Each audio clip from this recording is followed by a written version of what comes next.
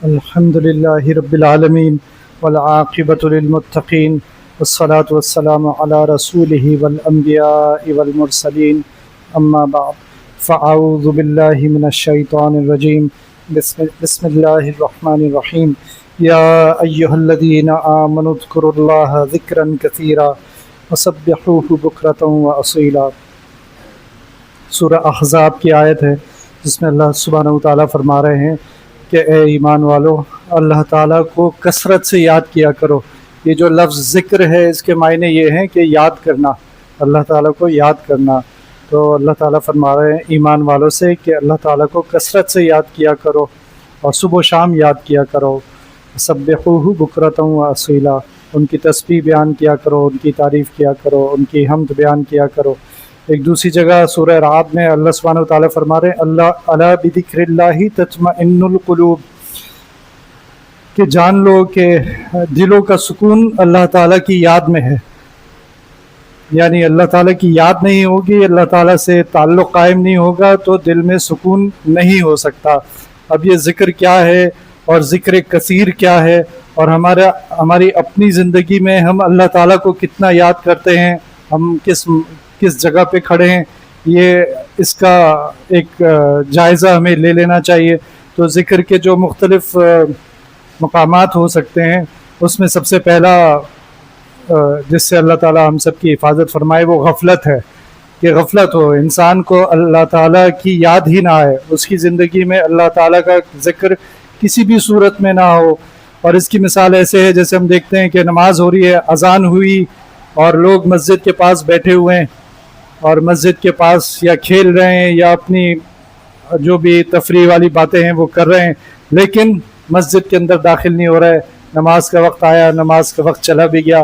یہ ہے غفلت کی زندگی، کہ انسان کو ایک حدیث میں آتا ہے، ایک صحابی نے جو کہ نابینا تھے، نبی کریم صلی اللہ علیہ وسلم سے پوچھا کہ کیا میں بھی مسجد جاؤں نماز کے لیے؟ نماز کا نہیں پوچھ رہے، مسجد کا پوچھ رہے ہیں، کیا میں بھی مسجد جاؤں نماز کے لیے؟ تو حدیث کا مفہوم بتا رہا ہوں میں۔ تو نبی کریم صلی اللہ علیہ وسلم نے ان سے پوچھا کہ اذان کی آواز تمہارے کانوں میں آتی ہے؟ تو انہوں نے جواب دیا جی آتی ہے۔ تو پھر نبی صلی اللہ علیہ وسلم نے جواب دیا کہ پھر تم مسجد جاؤ۔ تو یہ ہے نعمت کا شکر، کہ اگر کان کی نعمت ان کے پاس موجود تھی اور وہ سن سکتے تھے اذان، تو پھر ان کو نماز پڑھنی ہے۔ ہمارے پاس تو ساری نعمتیں ہیں جو بہت سے لوگوں کے پاس نہیں ہوتی، اس سے زیادہ ہمارے پاس نعمتیں ہیں، اور ہماری مسجد بھی ہمارے گھر سے بہت قریب ہے، اس کے باوجود کچھ لوگ نماز نہیں پڑھتے اور کچھ گھر پہ پڑھ لیتے ہیں۔ تو خیر، ایک غفلت کی زندگی ہے جس میں اللہ تعالیٰ کا ہماری زندگی سے ہم نے کوئی تعلق رکھا ہی نہیں ہے۔ اس سے بہتر اگر کوئی تعلق ہوتا ہے اللہ تعالیٰ سے، یا ذکر کی کوئی صورت ہوتی ہے، تو یہ کہ میرے اوپر کوئی مشکل آ گئی یا میری کوئی ضرورت ہے، میری کوئی پریشانی ہے، گھر میں کوئی بیماری آ گئی، اب اس صورت میں اللہ تعالیٰ کو یاد کیا جا رہا ہے، لوگوں سے بھی کہا جا رہا ہے کہ دعا کریں، ہماری یہ مشکل دور کر دیں۔ بچوں کی مثال لیں تو وہ امتحانوں کے وقت مسجد میں آنا شروع کر دیتے ہیں۔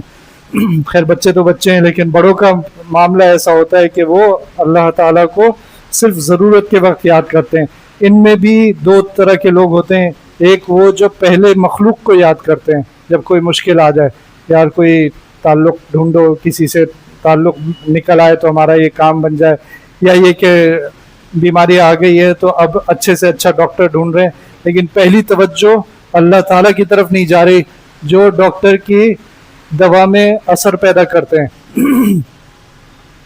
تو ڈاکٹروں کا اپنا تجربہ یہ ہوتا ہے، جو لوگ سمجھتے ہیں کہ یہ دوا جو پیٹ میں جاتی ہے، یہ پیٹ میں جانے کے بعد اللہ تعالیٰ سے پوچھتی ہے کہ کیا میں شفا دوں یا اس کا مرض اور بڑھا دوں یا کوئی شفا نہیں دوں۔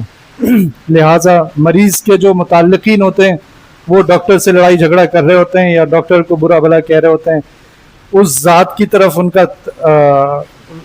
کی توجہ نہیں جاتی جس ذات نے دوا میں شفا رکھنی ہے۔ تو یہ دو طرح کے لوگ ہو گئے، ایک وہ جن کو ضرورت پڑی تو ان کی پہلی توجہ اللہ تعالیٰ کی طرف گئی، اور ایک وہ جن کی پہلی توجہ مخلوق کی طرف گئی۔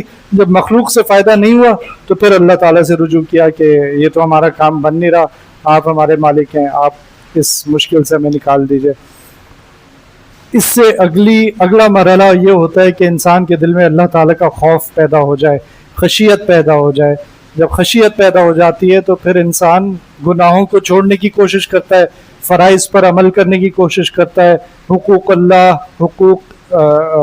حقوق العباد پورے کرنے کی کوشش کرتا ہے۔ یہ کس وجہ سے ہوتا ہے کہ انسان کو اللہ تعالیٰ کا خوف ہے کہ اگر میں نے یہ نہیں کیا یا میں نے یہ کر دیا جس سے روکا ہے تو پھر کہیں اللہ تعالیٰ ناراض نہ ہو جائیں، اللہ تعالیٰ مجھے سزا نہ دیں۔ اللہ تعالیٰ کی سزا، اللہ شدید العقاب ہیں، اللہ سریع الحساب ہیں، یعنی شدید العقاب یعنی ایسی سزا دینے والے کہ ان سے زیادہ کوئی سخت سزا دے نہیں سکتا، اور سریع الحساب یعنی آنن فانن سزا دے سکتے ہیں، حساب کتاب لے سکتے ہیں مجھ سے، اس میں دیر بھی نہیں کریں، ایسا ہو سکتا ہے۔ تو جب اللہ تعالیٰ کی خشیت دل میں پیدا ہو جاتی ہے تو پھر اپنی عبادات پہ پابندی کرتا ہے، توبہ کرتا ہے، استغفار کرتا ہے، گناہوں سے بچنے کی کوشش کرتا ہے، ہو جائے تو پھر فوراً اللہ تعالیٰ سے رجوع کرتا ہے۔ ان لوگوں کے بارے میں قرآن شریف میں سورہ انفال میں اللہ سبحانہ و تعالیٰ فرماتے ہیں اذا ذکر اللہ وجلت قلوبہم، کہ ان کے سامنے جب اللہ کا ذکر کیا جاتا ہے تو ان کے دل تھر تھرا جاتے ہیں، کانپنے لگتے ہیں۔ ان کے سامنے جب اللہ کا ذکر کیا جاتا ہے تو ان کے دل، چنانچہ ہمارے سامنے تو قرآن پڑھ دیا جاتا ہے، قرآن بھی اللہ تعالیٰ کا ذکر ہی ہے، لیکن ہمارے دلوں پر کوئی اثر نہیں ہوتا، ہماری آنکھوں سے کوئی آنسو نہیں روانہ ہوتے کہ یہ اللہ کا ذکر ہے۔ شاید غالباً حضرت عمر کے بارے میں کہ وہ قرآن اٹھا کے اور بے ہوش ہو جاتے تھے، ھذا ذکر اللہ، یہ کہہ کر کہ یہ اللہ کا ذکر ہے، ھذا ذکر اللہ۔ تو یہ خشیت پیدا ہو گئی، یہ بھی بہت بڑی چیز ہے۔ اللہ تعالیٰ ہمارے دلوں میں اپنا خوف، اپنی خشیت پیدا کر دیں۔ اچھا، ایک خوف ہوتا ہے جو کسی موذی سے ہوتا ہے کہ کوئی ایسا انسان جو آپ کو نقصان پہنچا سکتا ہو، جس کی ذات میں شر ہو، یہ وہ خوف نہیں ہے، یہ وہ خوف ہے جس میں اللہ تعالیٰ ہمارے خیر خواہ ہیں، ہمیں معلوم ہے کہ اللہ تعالیٰ ہماری بھلائی چاہتے ہیں، اللہ تعالیٰ نہیں چاہتے کہ ہم دوزخ میں جائیں، اللہ تعالیٰ چاہتے ہیں کہ ہم جنت میں جائیں، اس لیے ہمیں ڈراتے ہیں کہ اگر تم نے یہ کیا تو دوزخ کتنی خطرناک جگہ ہے، اور عذاب علیم کیا ہے، اور عذاب شدید کیا ہے۔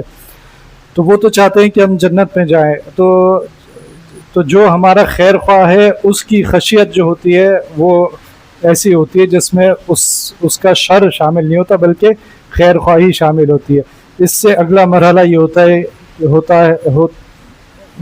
ہوتا ہے کہ انسان کے دل میں اللہ تعالیٰ کی محبت پیدا ہو جائے، اور یہ سب سے اعلیٰ مرحلہ ہے۔ اللہ تعالیٰ ہم سب کے دل میں اللہ تعالیٰ کی محبت پیدا کر دیں۔ جب اللہ تعالیٰ کی محبت پیدا ہو جاتی ہے تو پھر سارے فضول کاموں سے نفرت ہو جاتی ہے، فضول کاموں سے آدمی بچنا شروع کر دیتا ہے، صرف گناہوں سے نہیں بلکہ ایسے کام جن میں کوئی گناہ نہیں ان سے بھی بچنا شروع کر دیتا ہے۔ چنانچہ ایسے لوگوں کو دیکھا جاتا ہے کہ وہ انہیں موقع ملے قرآن اپنے پاس رکھتے ہیں، ہر وقت کہیں موقع ملا قرآن شریف نکالا، پڑھنا شروع کر دیا۔ کیوں؟ اللہ تعالیٰ سے محبت ہو گئی ہے۔ کوئی موقع آیا، قرآن نہیں ہے پاس، تو ذکر شروع کر دیا اللہ تعالیٰ کا، ان کی زبانیں اللہ تعالیٰ کے ذکر سے تر رہتی ہیں۔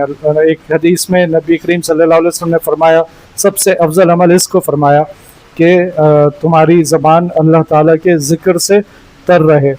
تو یہ لوگ، ان لوگوں کی مثال قرآن شریف میں سورہ ذاریات میں اس طرح دی ہے، کانو قلیلا من اللیل ما یہجعون، جس سے محبت ہو جاتی ہے، اس کی محبت کی وجہ سے پھر نیند بھی غائب ہو جاتی ہے۔ تو اللہ تعالیٰ فرما رہے ہیں کہ وہ رات کے وقت کم سوتے تھے۔